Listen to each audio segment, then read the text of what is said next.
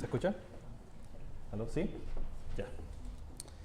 Queridos hermanos, muy buenas tardes a todos. Buenas tardes. Les saludo en el amor del Señor. Como recién nos presentaba el pastor Cristian Gangas, somos de Puerto Montt. Mi nombre es David.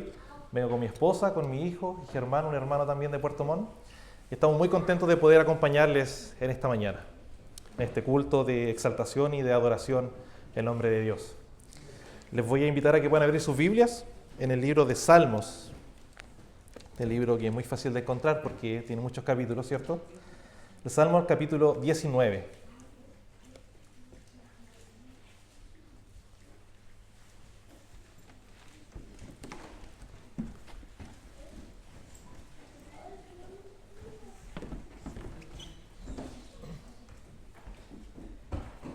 Vamos a estar leyendo el Salmo capítulo 19 y vamos a leer todo el capítulo.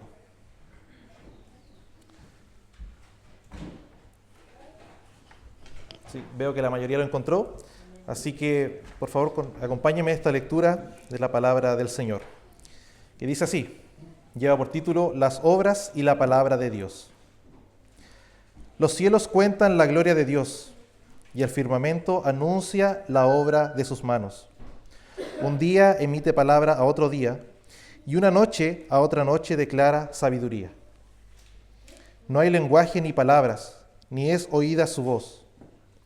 Por toda la tierra salió su voz, y hasta el extremo del mundo sus palabras. En ellos puso tabernáculo para el sol, y éste, como esposo que sale de su tálamo, se alegra cual gigante para correr el camino. De un extremo de los cielos es su salida, y su curso hasta el término de ellos. Y nada hay que se esconda de su calor. La ley de Jehová es perfecta, que convierte el alma. El testimonio de Jehová es fiel, que hace sabio al sencillo. Los mandamientos de Jehová son rectos, que alegran el corazón. El precepto de Jehová es puro, que alumbra los ojos. El temor de Jehová es limpio, que permanece para siempre. Los juicios de Jehová son verdad, todos justos. Deseables son más que el oro, y más que mucho oro afinado, y dulces más que miel, y que la que destila del panal. Tu siervo es además amonestado con ellos, en guardarlos hay grande galardón. ¿Quién podrá entender sus propios errores? Líbrame de los que me son ocultos. Preserva también a tu siervo de las soberbias, que no se enseñoreen de mí. Entonces seré íntegro y estaré limpio de gran rebelión. Sean gratos los dichos de mi boca y la meditación de mi corazón delante de ti. Oh Jehová, roca mía y redentor mío. Les invito a que me acompañen una vez más en oración. Señor, te pedimos en esta hora que tú hables a nuestras vidas. Que por medio de la exposición de este salmo, en esta tarde podamos conocerte más a ti, podamos conocer más de nosotros y podamos conocer más de aquella gracia con la cual tú nos has alcanzado. Gracias, Señor, por tu palabra. Lo pedimos en el nombre de Jesús. Amén. Queridos, no es primera vez que estoy en este lugar. De hecho, es la tercera vez que ya tengo el privilegio de poder estar aquí en la iglesia en Ancud. Y a pesar de que sea la tercera vez, tuve que usar Waze para llegar hasta aquí. Ya aquellos que me conocen saben que no soy muy bueno, no tengo mucha orientación espacial. Y como dice el refrán, preguntando se llega hasta Roma. Pero la verdad es que no soy muy bueno para andar pidiendo indicaciones. No sé si es un tema de hombres, dicen que sí, pero el punto es que soy de aquellos que evitan preguntar. Y podemos pasar incluso muchas veces por un mismo lugar, y aún así, a pesar de que no sepamos cómo salir de ahí, evitamos preguntar. Quizás más de alguno le sucede también. Hay, sin embargo, una situación que yo considero más incómoda. No cuando yo tengo que pedir una indicación, sino cuando alguien me pregunta a mí cómo yo puedo llegar a un lugar. Y si eso también te pasa, eres uno de posiblemente 3 tipos de personas. O no sabes dónde queda y definitivamente no puedes ayudar. O quizás tú sabes dónde queda, pero quizás por el nerviosismo de la situación te pillaron desprevenido, comienzas a dar un poco de indicaciones confusas y terminas dando indicaciones poco claras. O quizás eres de aquellos que sabe exactamente cómo guiar y lo haces con precisión. Y si llevamos esta misma analogía un paso más allá, yo te quiero preguntar en esta hora, ¿qué harías si alguien te pregunta dónde puedo encontrar a Dios? ¿Serías de estas personas que no sabe qué decir, entonces no puedes ayudar? ¿O quizás serías de este segundo grupo que sabe dónde encontrar a Dios, pero quizás por el miedo, por la confusión, termina dando indicaciones poco claras? Yo creo que lo más probable es que la mayoría de aquí guiaríamos a esa persona que nos hace esa pregunta hacia las Escrituras, hacia la Biblia, porque en ella encontramos, en la palabra de Dios, quién es Dios y podemos entonces conocerle a Él. Y eso es precisamente lo que nos enseña el Salmo 19 que acabamos de leer. Este es un salmo que nos habla de la revelación de Dios, que Dios se ha revelado. Y por un lado, este salmo nos enseña que se ha revelado de manera general, es decir, que la creación declara la gloria de Dios, y por otro lado, Dios se ha revelado de manera particular o de manera especial, es decir, las Escrituras, las cuales nos revelan su voluntad y también su salvación. Y el principio fundamental que debemos afirmar es este. Nosotros hoy podemos conocer a Dios porque Él se ha revelado. Es decir, Él ha querido revelarse. No es algo que tengamos que inventar. De hecho, es un regalo suyo. Por eso, profundizaremos en este salmo y responderemos la pregunta que da nombre a nuestro mensaje. ¿Dónde encuentro a Dios? ¿Dónde encuentro a Dios? Y al leer este salmo, lo primero que nos muestra el salmista David, que escribió este salmo, es que nosotros podemos encontrar a Dios en la creación, porque Él se ha revelado de manera general. El salmo comienza con una declaración que es hermosa y también profunda. Dice el versículo 1, los cielos cuentan la gloria de Dios y el firmamento anuncia la obra de sus manos. Si nosotros volvemos al primer libro de la Biblia, en Génesis capítulo 1, en el versículo 1, leemos que en el principio creó Dios los cielos y la tierra. Y al mencionar los cielos, el salmista está abarcando la totalidad de la creación, es decir, el espacio, las estrellas, el sol, la luna, todo cuanto nosotros podamos ver cuando miramos hacia arriba. Y el salmista está diciendo que su creación entera, la creación entera de Dios, está contando, está anunciando, nos está enseñando algo de Dios. La creación entera nos habla un mensaje. Y este mensaje es que hay un creador. Que hay un creador. Lo que está diciendo claramente la creación es, oye, mírame, cuando tú me miras, alguien me hizo, y ese fue Dios. Es decir, la creación lo está reconociendo. La creación le está dando la gloria a Dios. ¿Cómo es eso que nosotros miremos a la creación y le dé la gloria a Dios? Bueno, de la misma manera como una pintura revela el talento del artista, o como una sinfonía puede revelar la inspiración de un compositor, el universo entero refleja la grandeza de aquel que lo hizo. Su propósito no es que adoremos a la creación, sino que mediante la observación de la creación nosotros nos volteemos y adoremos al Creador, aquel que hizo la creación. Y el salmista continúa en el versículo 2 diciendo que este mensaje es constante. Dice el texto, un día emite palabra a otro día y una noche a otra noche declara sabiduría. Es decir, con cada amanecer, con cada anochecer, repiten el mismo mensaje. No hay un solo día ni lugar donde se interrumpe este mensaje. Y dice el versículo 3 que no hay lenguaje, de hecho, no hay palabras. Y aquí se nos presenta una especie de paradoja. Porque el texto nos dice que no es oída su voz, sin embargo, en el siguiente versículo, el versículo 4, el salmista dice que por toda la tierra salió su voz.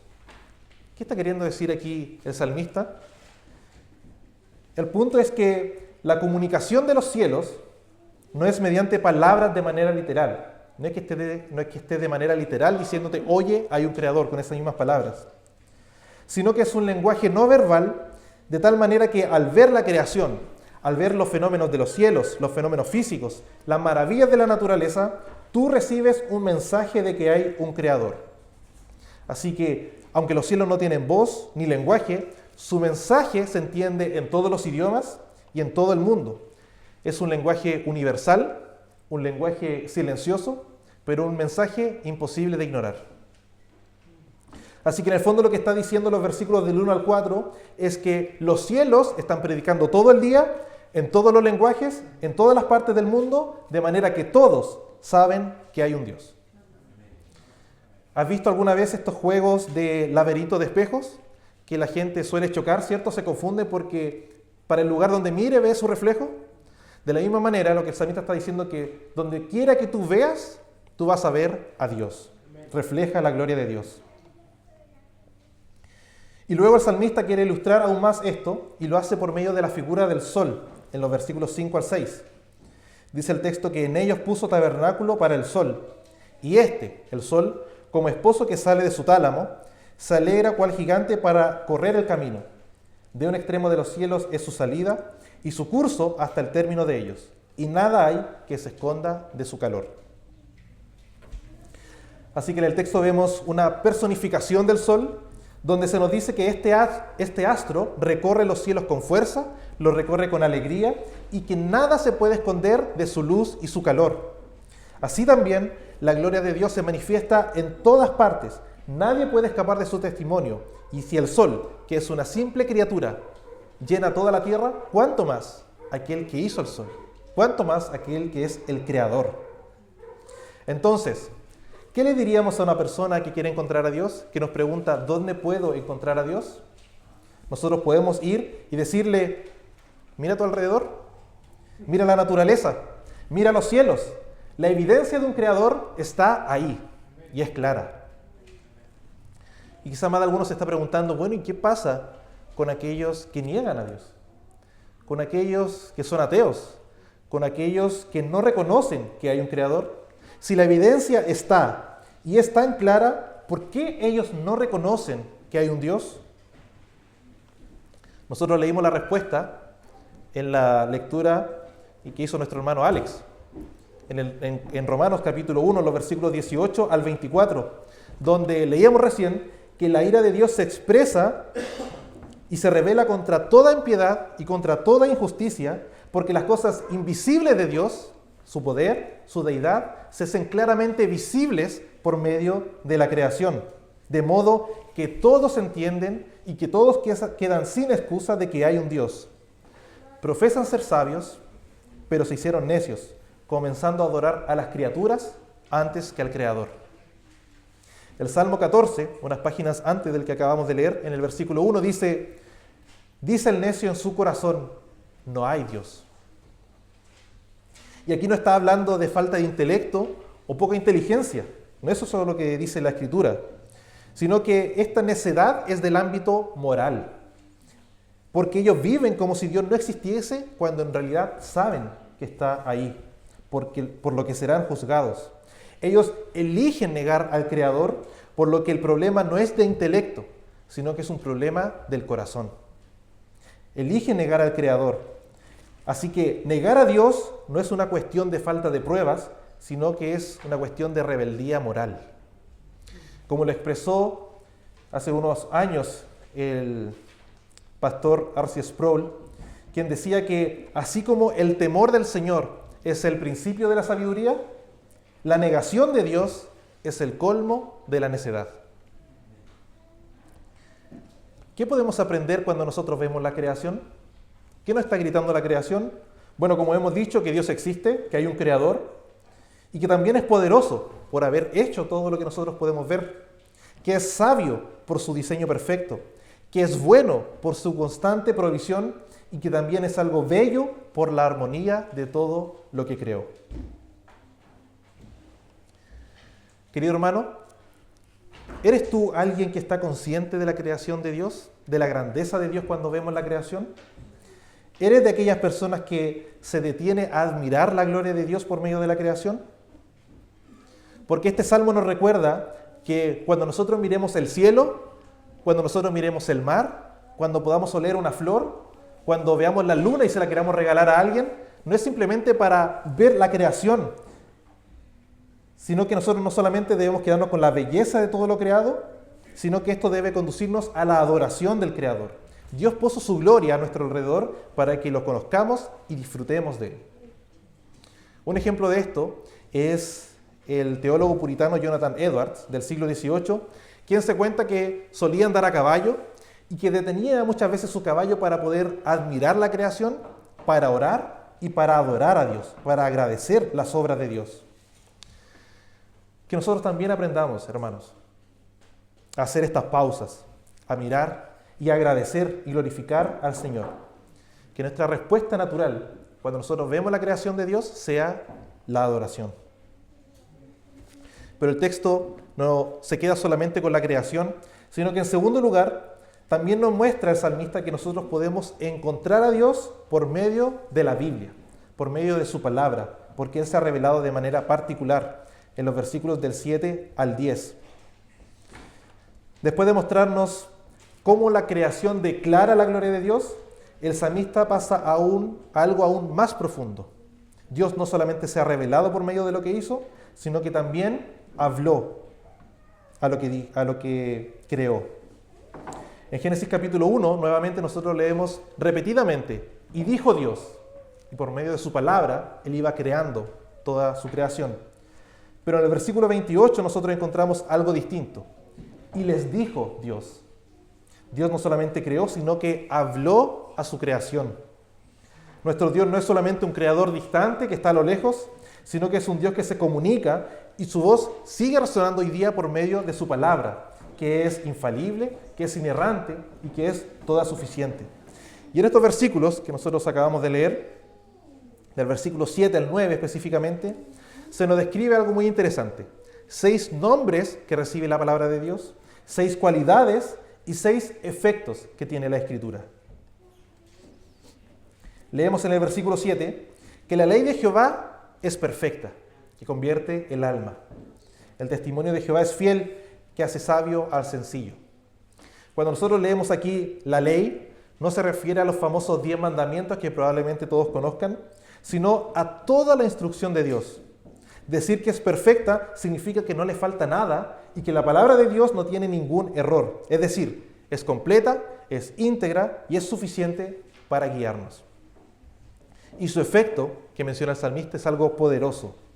La palabra de Dios convierte el alma. Es decir, restaura la totalidad del ser humano. Lo restaura por completo. Querido, ningún libro inspira, sana o transforma como lo hace la palabra de Dios. Solo ella puede renovar el corazón completo, traer vida al que está muerto espiritualmente y restaurar a aquel que está cansado. Además, el salmista dice que la Biblia es el testimonio de Dios sobre sí mismo y que es fiel, es decir, que es absolutamente confiable. No necesita notas al pie de página, no necesita confirmación ni extra explicación, sino que en un mundo lleno de voces que se contradicen constantemente, la Escritura permanece como una verdad segura. Nosotros podemos confiar en la Biblia. El que la recibe se hace sabio, dice el salmista, incluso si antes era sencillo, en el sentido de no tener dirección ni criterio propio. La Biblia forma en nosotros una mente bíblica, de tal manera que nos enseña a discernir, a pensar y a actuar de manera sabia. Es decir, nos da sabiduría. Dice además el versículo 8 que los mandamientos de Jehová son rectos, que alegran el corazón. El precepto de Jehová es puro, que alumbra los ojos. Los mandamientos de Dios son aquellas órdenes, aquellas disposiciones que están en su palabra, y lo que dice el salmista es que trazan un camino recto, un camino que no se desvía, un camino que no tiene engaños, un camino que no tiene error. Y es interesante porque dice que lo que produce este camino recto es gozo en el cristiano, alegra el corazón. Esto significa que seguir los mandamientos de Dios no oprime, sino que produce gozo verdadero. El apóstol Juan dice en su primera epístola que el amor hacia Dios consiste en guardar sus mandamientos, los cuales no son gravosos. Esto significa que cuando muchas personas buscan la felicidad, buscan el gozo en el pecado o en sus propios caminos, realmente lo que están haciendo es alejarse de un camino de gozo. La verdadera dicha se halla en la obediencia. Es el corazón que camina en la dirección de la palabra de Dios, aquel que camina en la senda del gozo. En la senda del gozo. Y además leemos que el precepto de Dios es puro, no en el sentido de limpieza, de algo limpio, sino en el sentido de ser algo claro, algo transparente. La palabra de Dios no confunde, sino que por el contrario, lo que hace es iluminar nuestra mente. Su mensaje es esencial, claro y entendible. Aunque muchas veces haya pasajes que nos cuesta un poco interpretar, pasajes que de acuerdo a nuestra mirada son difíciles de tratar, sin embargo el sentido central de las Escrituras, quién es Dios, quiénes somos nosotros, es algo claro. Y también enseña de manera clara cómo nosotros podemos conocerle a Él y de qué manera nosotros podemos ser salvos. Esto está al alcance de todos. Y nuevamente, en un mundo donde las voces se confunden, en un mundo de oscuridad moral, de confusión, la Biblia alumbra nuestros ojos y nos da la verdadera perspectiva acerca de la vida, acerca del bien y acerca de la eternidad. Finalmente, en esta descripción de la Escritura, dice el versículo 9 que el temor de Jehová es limpio, que permanece para siempre. Los juicios de Jehová son verdad, todos justos. A pesar de que el temor no parece ser un término que uno aplicaría a la palabra, como así son los mandamientos, por ejemplo, el temor aquí se refiere a la reverencia que la palabra produce cuando nosotros la conocemos. La Escritura nos enseña cómo nosotros debemos correctamente honrar y adorar a Dios, y por eso se llama limpia, es decir, que no tiene corrupción, no tiene ningún error. La Biblia es inerrante en sus escritos originales, es decir, que no tiene ningún error, y esta permanece vigente. Lo de ayer, lo que ayer era nuevo, hoy es viejo. Lo que en un momento fue una moda, hoy nosotros lo llamamos de anticuado.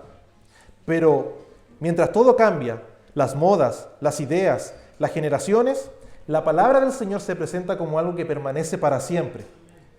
Y qué importante es contar estos días como algo que es constante, con algo que permanece. Y la última descripción que hace el salmista es acerca de los juicios de Dios, que se refiere a estas decisiones y declaraciones que hace Dios con respecto a lo que es bueno y lo que es malo. La Biblia es la medida final de la verdad y la justicia. Cuando no sabemos qué pensar o cómo evaluar algo, si esto que está sucediendo es correcto o no está correcto, nosotros podemos ir a las Escrituras de manera confiados, porque ella tiene la última palabra. Ella va a discernir correctamente lo que es bueno y lo que es malo. Así que, querido, ¿qué tesoro nosotros tenemos en las Escrituras? ¿Qué tesoro nosotros tenemos en las Escrituras? No hay otro libro como la Biblia. Por eso el salmista concluye diciendo en el versículo 10 que deseables son más que el oro y más que mucho oro afinado, dulces más que miel y que la que destila del panal. El verdadero creyente es alguien que ama la palabra de Dios, desea las Escrituras. ¿Te ha pasado que alguna vez disfrutas algo, por ejemplo, un buen plato de comida, y quieres expresar lo rico que estaba y lo dices algo así como es bueno, estuvo bueno, y para recalcarlo no, menciona la misma palabra, estuvo bueno, estuvo buenísimo? Esto es lo que está haciendo aquí el salmista. Dice que la palabra de Dios, las Sagradas Escrituras, son deseables y son más deseables que el oro que es puro. Es deseable y dulce más que la miel, más que aquella miel que es más dulce, la que está destilando del panal.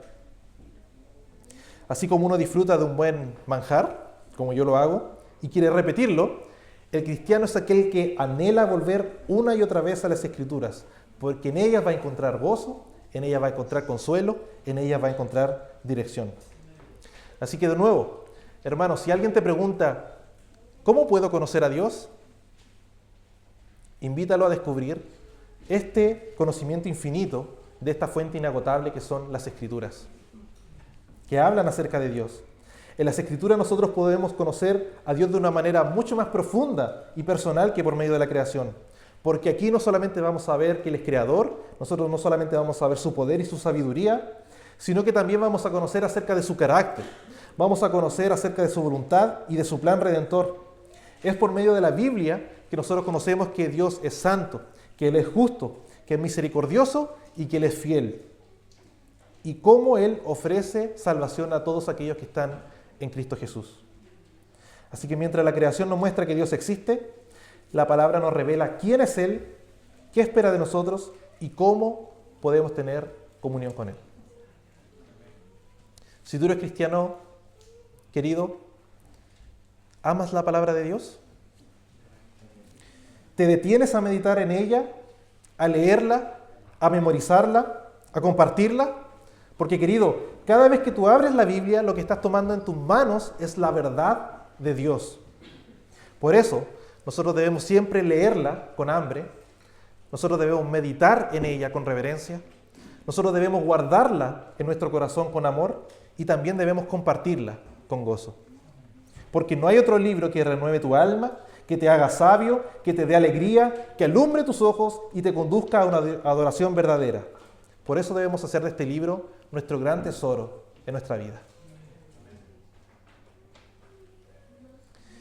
Ahora tú puedes ser el mejor astrólogo y conocer mucho acerca del universo, estudiar sus leyes, admirar su orden y belleza y aún así no conocer al Dios que lo creó. Tú puedes también ser el mejor teólogo, puedes estudiar la Biblia con profundidad, dominar su contenido, su doctrina, y sin embargo no tener una relación viva con el Dios del cual hablan las Escrituras. Y esto es realmente algo peligroso, porque el propósito final de la revelación no es solamente informarnos acerca de Dios, sino es transformarnos. Por eso, Dios no solamente se da a conocer por medio de la creación, ni únicamente por medio de su palabra, las Escrituras, sino que también, en tercer lugar, nosotros podemos conocer a Dios porque Él se revela al hombre de manera personal, lo que nos lleva al tercer y último punto. La respuesta de Dios cuando conoce a Dios. La respuesta de Dios cuando conoce a Dios, en los versículos del 11 al 14. En esta última parte del Salmo, nosotros vemos los efectos que produce tener una relación verdadera con Dios. No se trata solamente de conocer, sino también de amar. No solamente se trata de estudiar la palabra, sino de vivirla. Y si usted ha puesto atención, podemos notar una progresión espiritual en el texto. Primero vemos que el hombre reconoce a Dios como creador de la naturaleza, luego lo conoce como un Dios personal en las Escrituras, y finalmente, por medio de su obra en nosotros, es que podemos ser transformados, como lo va a describir ahora el salmista. Nosotros somos advertidos, iluminados, fortalecidos y encontraremos gozo en obedecer. Mira lo que dice el versículo 11. Tu siervo es amonestado con ellos, en guardarlos hay grande galardón. Lo que está diciendo el texto es que es el creyente regenerado, aquel que ha sido transformado por Dios, el cual desea hacer la voluntad de Dios, y no por obligación, sino por amor. Y ese grande galardón que nos describe el salmista no se refiere solamente a la vida eterna, que muchos dicen, claro, el premio al parecer de portarse bien es tener una vida eterna, aunque ciertamente apunta para allá este galardón, pero también habla de los frutos que nosotros experimentamos en nuestra vida ahora, una vida más sabia, una vida más plena, una vida llena de gozo, como lo describimos en los versículos anteriores. Así que vivir en obediencia, lo que está describiendo el salmista, no nos priva de gozo, sino que por el contrario nos devuelve el gozo. El pecado, la desobediencia a Dios trae consecuencias, pero la palabra de Dios en cambio nos preserva y nos da esperanza. Y esto de ninguna manera debe entenderse como entonces el que viene a la iglesia, el que es cristiano, es alguien perfecto. Si nosotros lo llevamos a la práctica, el salmista nos enseña a través de su propia lucha con el pecado. Dice el versículo 12, donde él ora para ser librado de los pecados que son ocultos, aquellos que ni siquiera él sabía que estaba cometiendo, y también de los pecados de soberbia, aquellos que cometemos deliberadamente. David, el autor de este salmo, él entiende que el creyente no es alguien sin pecado, sino que alguien que lucha contra el pecado y depende completamente de la gracia divina para poder perseverar en la vida cristiana. Y esto es algo importante de recalcar. En este ya, pero todavía no de la vida cristiana, nosotros caemos, pero podemos volver a levantarnos buscando perdón y renovación. Es decir, que nosotros ya en Cristo podemos reconocer que hay victoria, que nosotros tenemos la capacidad de vencer el pecado, pero sin embargo todavía hay remanente, todavía podemos caer. Pero nosotros seremos completamente libres cuando Cristo venga por segunda vez. Y el versículo 13 finaliza entonces diciendo, seré íntegro y estaré limpio de toda rebelión. Y este orden es importante, debemos comprenderlo. Sería un error pensar que al hacerme cristiano yo ahora tengo que esforzarme por agradar a Dios yo tengo que esforzarme para que Él me ame, tengo que esforzarme para ir dejando mi pecado por mi propia cuenta. Y entonces podré estar cerca de Dios. Y entonces yo podré tener una relación con Él. Querido, de ninguna manera esto puede ser por nuestra fuerza, sino que nosotros necesitamos la obra del Espíritu Santo que nos limpia y nos sostiene. Es su obra en nosotros, lo que dice el salmista. Él está pidiendo que primero Dios, Jehová, lo limpie de todo su pecado, que primero Él lo preserve, que primero Él lo libre de todos sus pecados, incluso de aquellos que Él ni siquiera reconoce que está cometiendo, y luego Él dice, entonces yo seré íntegro, entonces yo estaré limpio delante de ti. Por eso el salmista concluye con una oración humilde y profunda, que nos revela un factor clave en todo este salmo. El versículo 14 dice, sean gratos los dichos de mi boca y la meditación de mi corazón delante de ti.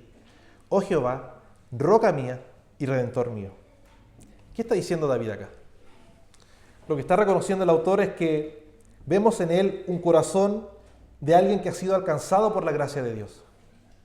Él desea agradar a Dios no solamente con sus palabras, sino también incluso con sus pensamientos, con las intenciones de su corazón. Observemos una vez más cómo este salmo ha progresado en el lenguaje de David. Primero él comenzó hablando de Dios como creador, luego lo llama Jehová, que es la palabra que el pueblo de Israel usaba para referirse a Dios como el Dios del pacto, y termina con esta frase que dice, roca mía y redentor mío. ¿De quién está hablando aquí David? Él, sin saberlo completamente, está apuntando hacia Cristo. Él está apuntando hacia el cumplimiento perfecto de esa redención. Como dice el Salmo capítulo 130, en los versículos 7 y 8, porque Jehová hay misericordia y abundante redención con él. Él redimirá a Israel de todos sus pecados. Nosotros aprendemos en las Escrituras que esta redención, de la cual está hablando el salmista, se manifestó finalmente en Jesús, el Hijo de Dios, el Creador hecho hombre. Cristo es la imagen del Dios invisible. En Él nosotros podemos ver al Dios revelado, el centro de toda la Escritura, aquel por quien y para quien fueron creadas todas las cosas. Él es quien da sentido a todo lo que este salmo ha mostrado, a la revelación natural, a la revelación escrita y la revelación personal de Dios. Por eso, querido, si alguien te pregunta, ¿cómo puedo conocer a Dios? Tú efectivamente puedes mostrarle la grandeza de la creación. Tú también puedes mostrarle la perfección de su palabra, pero no olvides presentarle a Cristo. No olvides presentarle a Cristo, porque solamente en Él hay esperanza, solamente en Él hay perdón y solamente en Él hay vida eterna. Como oró Jesús, y esta es la vida eterna, en Juan capítulo 17, que te conozcan a ti, el único Dios verdadero, y a Jesucristo, a quien tú has enviado. Así que mientras toda la humanidad queda sin excusa al ver la creación, solo quienes conocen realmente a Cristo son aquellos que pueden ser salvos y hallar verdadera esperanza. Y ahora me gustaría terminar con una última reflexión, ya que guiar a alguien hacia Cristo es algo con mucha responsabilidad, es de gran responsabilidad. Porque muchas veces el ser humano intenta acercarse a Dios, intenta acercarse a Jesús, pero después de cambiar, suele decir, mira, yo he hecho muchas cosas, y cosas malas. Esto que tú estás hablando no es para mí. No es el tiempo que yo ahora conozca a Dios. Quizás tengo la duda, pero no es el tiempo ahora de que yo me acerque. Buscaré a Dios más adelante, cuando yo deje ciertas cosas. Pero eso es un error. Eso es un error. Hay un libro que yo recomiendo mucho, que de hecho me llegó la sorpresa que su hermano Fabián estaba enseñando a los niños, que se llama El progreso del peregrino, de John Bunyan. Seguramente más de alguno lo ha leído. Y este libro es una hermosa alegoría de la vida del cristiano. Seguramente aquellos que lo han leído se han identificado con más de alguna sección del libro, ¿cierto? Y en él, de manera resumida, el protagonista, que se llama Cristiano, lleva en sus hombros una pesada mochila que representa la culpa y el pecado en su vida. Cuando se encuentra con un personaje llamado Evangelista, él lo guía efectivamente hacia Cristo. Es como si Cristiano estuviera preguntando, ¿dónde puedo encontrar a Dios? Y Evangelista lo guía y le dice, mira, la cruz está allá. Entonces Cristiano tiene que pasar un montón de situaciones adversas para poder llegar a la cruz. Y quiero dejar claro que a mí me gusta mucho este libro y lo recomiendo. Pero escuche este alcance acerca del libro, este comentario sobre esta escena. John Bunyan, el autor del libro, puso la liberación de la carga demasiado lejos del comienzo de la peregrinación. Si con ello quería mostrar lo que suele suceder, entonces él tenía razón. Solemos pasar muchas cosas antes de llegar a Cristo. Pero si con ello quería mostrar lo que debe ser, entonces es un error. No debemos decir al pecador, bien, tú quieres conocer a Dios, pecador, entonces si quieres ser salvo debes ir al estanque del bautismo, ve a la puerta de entrada, tú debes comenzar a ir a la iglesia, haz esto o haz aquello. No. La cruz debe estar justo ahí, antes de la puerta de entrada. Y deberíamos decir al pecador, échate ahí y estarás a salvo. Pero no estás a salvo hasta que puedas echar tu carga de ti y yacer al pie de la cruz. Y hayas encontrado tu paz en Jesús. Así que, querido amigo, querida amiga, si hoy tu pregunta es, ¿dónde puedo encontrar a Dios? Mira los cielos y contempla su gloria. Abre las Escrituras y escucharás su voz. Pero por sobre todo, anda a Cristo. Anda a Cristo. ¿Y qué significa esto? Esto significa comprender que nosotros necesitamos tener este encuentro con Dios. Necesitamos encontrar a Dios, pero que solamente podremos llegar a Él no con nuestro esfuerzo, no con nuestro mejor comportamiento, sino por medio de conocer a Jesús. No debemos esperar cambiar nuestra vida para venir a Él, sino arrepentirnos de nuestros pecados y confiar que Él es el único camino para poder llegar a Dios. Confiar en que solamente por medio de Él nosotros podemos alcanzar a Dios. Confiar en que solamente Él es nuestro Salvador. Él se revela plenamente por medio del amor de Dios, la justicia de Dios y la gracia de Dios. Así que no esperes cambiar, no esperes mejorar, no esperes tener más fuerzas para poder encontrar a Dios. Tú puedes encontrar a Dios tal como estás. Él no te rechaza, sino que te recibe con los brazos abiertos, nos enseñan las Escrituras. Por eso su perdón es completo, su misericordia es infinita y la paz que Él ofrece es verdadera. No dejes pasar este día sin venir a la cruz. Querido, acércate a Jesús hoy y conoce al Dios vivo, aquel Dios que ha creado todo, aquel Dios que salva, al Dios que puede incluso transformar tu corazón. Oremos al Señor. Señor, queremos rogarte en esta hora, que tú en tu infinita misericordia, tú abras nuestros ojos para poder ver tu gloria por medio